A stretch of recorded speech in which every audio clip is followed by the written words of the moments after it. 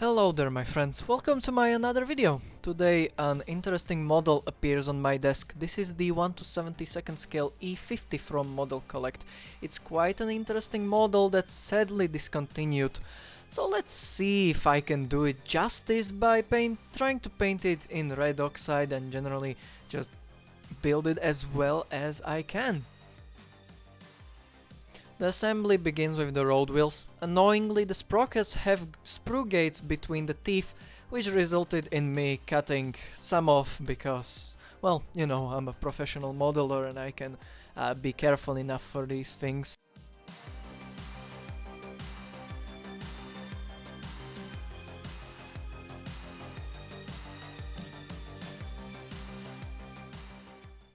Then the assembly continues with bogies for some reason. I don't know where the general agreement on how the E-series tanks would have looked like came from, but this seems quite weird to me because the previous vehicles all used normal torsion bars, and this doesn't look like torsion bars but normal bogies, so yeah, I'm quite confused. Also the Lincoln length tracks, well, being quite nice, the longer lengths of the Lincoln length tracks weren't long enough for, you know, the entire assembly, so I had to make the lengths longer by using the short lengths. Why am I saying length so much? Also, there is an engine included in this kit, and I think that's actually pretty cool. It's quite an interesting detail. While looking at some references of King Tiger engine base, I found out that there weren't all the parts that were needed, but again, this is a not real vehicle and maybe it wouldn't have the parts that King Tiger had, so I just assembled it as is. I decided to use this model for practicing armor textures, which isn't something I've done for quite a long time because most models that I worked on had pre-made normal armor textures.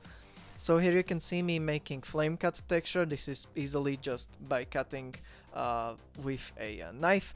And then a texture that I was quite scared to do, the weld texture. I decided to use green stuff putty for this. Firstly, it wasn't as easy as I thought because I am a stupid idiot and I just used a bare toothpick for putting it onto the model, which resulted in the putty just getting stuck to the toothpick. So after realizing that I have to dip it in water, which you should do, and if you wanna try recreating welds with green stuff putty, please dip the toothpick in water so it doesn't get stuck. Then there was the problem that they were too thick and too they didn't look as good as I wanted them, but after some practice they started looking better and better as I moved on, and I think once I will practice them well enough I'm gonna be better at this. But then I did one of the textures that I was actually, you know, I've done previously. I simply decided to put some armor textures on some areas of the vehicle.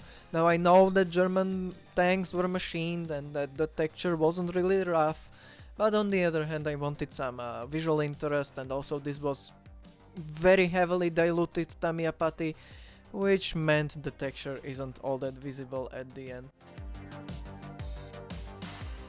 It also for some reason reactivated my old, like weeks old silver paint that I had on the platter.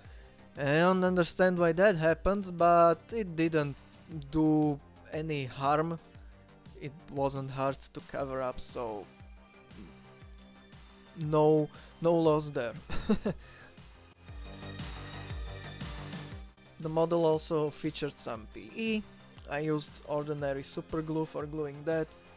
Generally these models aren't that bad, they're actually really good, they're quite detailed, the fitting is very nice, apart from the upper and lower hole. I had some issues there, but you know, they were pretty nice, and I'm quite disappointed that Modelcollect decided to discontinue their 1 to 72nd scale tanks, both the MBTs and the E-series, because apart from those they are now only doing trucks, and all the I don't know how to say it, but under all the Wunderwaffe uh, weapons are only done in 1 to 35th scale, which is quite a shame in my opinion. But after assembling the model, it was time to start trying to paint on the oxide red. Now I didn't have a specific oxide red in my stash because haven't been doing this at all before. So what I did was I mixed some red together with some root brown, which is already a German brown used for, you know, Hintenhalt Tarnuk, and I think it actually made quite a nice shade. So then I sprayed it everywhere that I wanted the red oxide to be. I didn't want the whole vehicle to be red oxide, and the coverage was actually pretty nice. I'm kind of considering to getting a red oxide primer for all my models because it covers them really nicely, but also the black primer covers them well as well. So, you know, the coverage was nice. I sprayed everything that I wanted with the red oxide.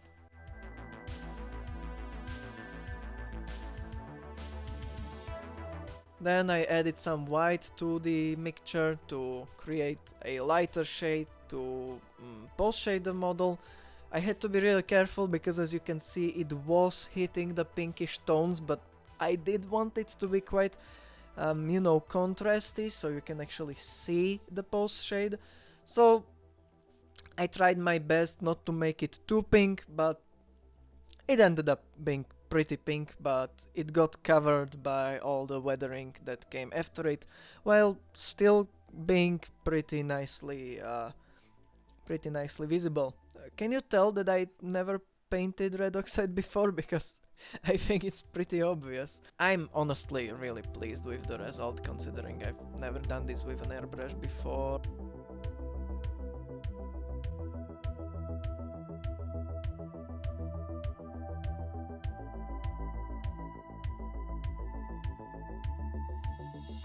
I didn't want the whole vehicle to be in red oxide because I find that pretty boring, so I did what most people that do these end of the war Wunderwaffe weapons. I painted some parts in different colors.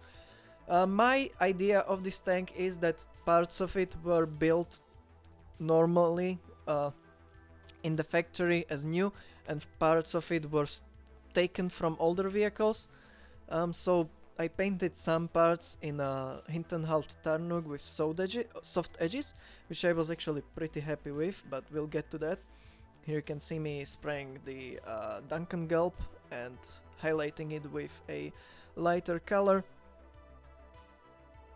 And then I started spraying soft edge camo, some soft edge Hintenhalt Tarnung, because on my Panther I did hard edge one and I wanted to give it a try on this model, so I did, and I'm actually quite pleased with the result. I didn't have any like oversprays, it didn't look bad, and I was quite surprised with it. If you're curious of how I actually managed to achieve this look, I have absolutely no clue, but the gist of it was that I basically just diluted the color quite a lot, which isn't hard with the AK acrylic thinner that I use, and then I just slowly sprayed it on and layered it on actually, because it didn't go in one layer, and it ended up looking pretty good. But yeah, with the turret here, the idea that I had with the tank actually kind of broke apart, because I wanted to make it look like the E50 parts were made new, and then all the like used parts on older vehicles were taken from older vehicles. So the side skirts and the tracks, because the side skirts are identical to King Tiger. But here you can see that I actually painted the turret in the Hintenhalt because I just liked it so much, which kind of broke my idea, but then again, not real vehicle, I can do whatever I want. And my lore is basically that this is the only thing that was that they could paint before they ran out of paint and had to push the vehicle into combat. Easy as that. And you know, painting the tracks, I base coated them with leather brown because I found that it's pretty good base coat for rusty effects, and you will see me later creating the rusty effects. This is just the base paint.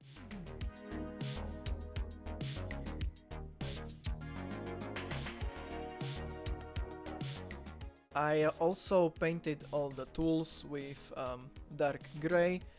This was actually to make them look completely new because, I mean, I don't think these were parts that would be hard to manufacture and would need to be taken from older tanks, so I made them like looking brand new.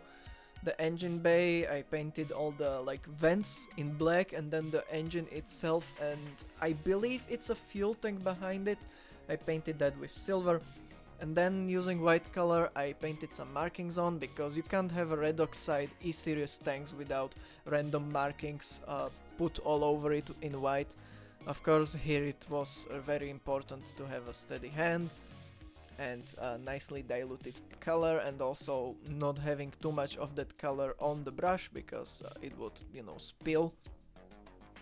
And after painting all of this, I just varnished the model, and it was time for washes and weathering. For washes, I used dark brown for German dark yellow vehicles from Ammo. I found this wash to be a little too light for the red, but it contrasted well because it wasn't too light for the, you know, Hintenhalt parts. So, you know, it was a nice compromise. The way I applied the wash, I basically put it around the details, let it spread. Once it was dry to the touch, then I started blending it with a thinner. This is why I varnished the model, because the thinner would eat through the paint down to the plastic and it would ruin the paint job. The thinner I use is Abteilung 502 odorless thinner, because my mother was, you know, complaining about the smell. On the other hand, the washes themselves smell quite badly, so yeah, I guess she didn't win in this situation, but yeah, I just blended it with the thinner. I tried blending it in such a way that it would actually create some like streaking effects, but this ended up not being visible at the end. I didn't blend it over the engine because I wanted the engine bay to be really dirty, as you will see while I'll be weathering it.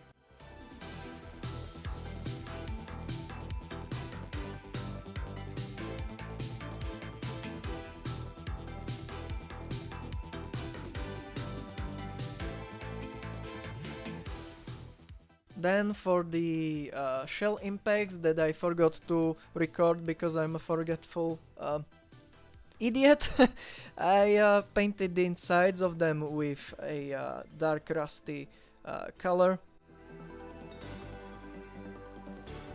This is to basically show that they've been there for a while. I don't know how long this vehicle has been fighting for, because that would completely ruin the entire existence of it if I just made up a time of it fighting, but these parts would rust quicker as it's bare metal.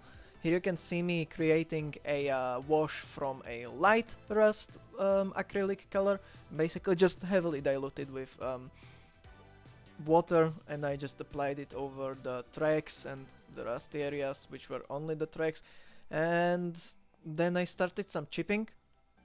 The chipping was done with dark gray because I thought the surface chips wouldn't rust yet, because the vehicle hasn't been in combat for that long. I mean, it's just been made. So yeah, that's like a little contrast. The shell impacts are rusty because it's bare metal, it's really deep down, but then all the other chips are only gray because it's just surface metal chips, and it's chipped because it's been fighting in Berlin and debris has been falling on it and stuff like that. That's just what I have in my head. After a quick dry brush of silver over the tracks that were in my head stolen from a King Tiger, for example, the most rewarding part of the armor textures, I started picking them out with the silver color. to make them more visible, and these wood silver, even though they would be painted over, but I originally even intended to paint like burn marks around them, like it was just welded together, but I thought this wouldn't really happen, so I just painted them silver. I think this made them look pretty good. It also shows just how thick and overscale they are.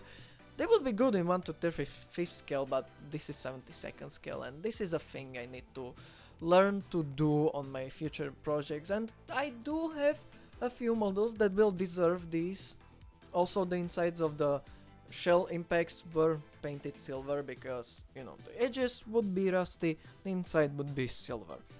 Go play War Thunder, that's how it happens. I'm just joking, I don't know if it's realistic, but I thought it would look good.